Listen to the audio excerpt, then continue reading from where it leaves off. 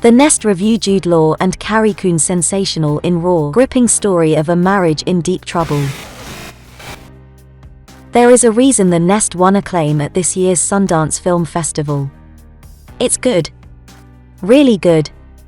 Coming from writer-director Sean Durkin, whose only previous turn behind the camera was nearly a decade ago, with 2011's Martha Marcy May Marlene, a well-regarded debut that still left me at arm's length in my admiration for it. This long-gestating sophomore effort confirms the promise of a filmmaker who knows how to get under the skin of his characters.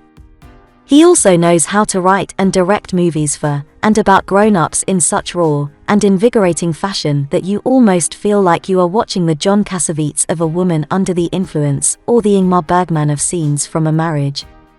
Okay, so The Nest may not quite be on that level, or even of some of my other all-time favorite movies about marriage like Stanley Donen's 1967 masterpiece Two for the Road, but still this is a movie that stands out in 2020 for being bracingly original and capable of making audiences genuinely uncomfortable in a good way. Its largely English setting makes it feel even a bit gothic, but it is less a horror story than a look at the slow-burning disintegration of a relationship as a couple becomes completely out of sync. Much of the credit goes to Durkin's all-too-knowing screenplay, but also to its stars who have never been better. Jude Law plays Rory O'Hara, a British commodities trader who married an American horse trainer, Alison Carrie Coon. Their life in New York seems idyllic for her, but as we almost learn from the start as we catch Rory on a phone call, not so much him.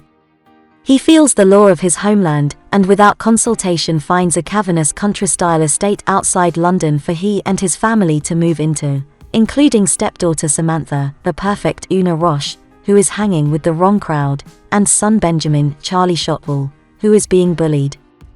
Rory is positively giddy showing them around the estate, selling his own dream of being back where he grew up, and convinced he is the returning conqueror. The move includes reclaiming a job at his old firm, where he clearly thinks he can still be cock of the walk.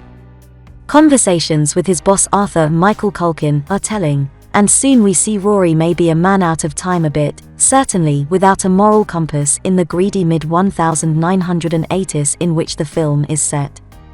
He is as out of touch in his business, though completely in self-denial on that, as he increasingly is in his connection to family, and particularly Alison, who is the one who gradually falls apart, extremely unhappy at being uprooted. Rory even ships her prized horse from America, but that goes south when the horse is disoriented in new surroundings, and eventually dies. Alison begins to drift from Rory, exploding in a blistering argument centering on the death of her horse, but symbolizing the complete disdain she feels as she distances herself emotionally and physically from her husband. A business dinner in London, brilliantly written and played with biting discomfort, finds her unable to maintain decorum while Rory convinces himself he is landing a major client. A scene on the street following with Rory and work colleague Steve, an excellent Adil Akhtar, demonstrates just how out of touch he has become. The separate journeys of Rory and Alison back to their home are harrowing. Law really digs into this role, playing all of Rory's bravado and delusional confidence to the hilt in a memorable performance that stands with his best. Coon gets to play the character who drifts into complete breakdown territory, and it's terrifying to watch her go down the rabbit hole, particularly in a frightening scene with her deceased horse that is disturbing on every level imaginable. Maybe this is a horror story after all. Maybe not. Both stars are worthy of remembering during awards season. A shout out as well to Anne Reid, who nails her single scene as Rory's less than welcoming mum. Okay, if you like this video, don't forget to click like and comment down below. See you in the next video.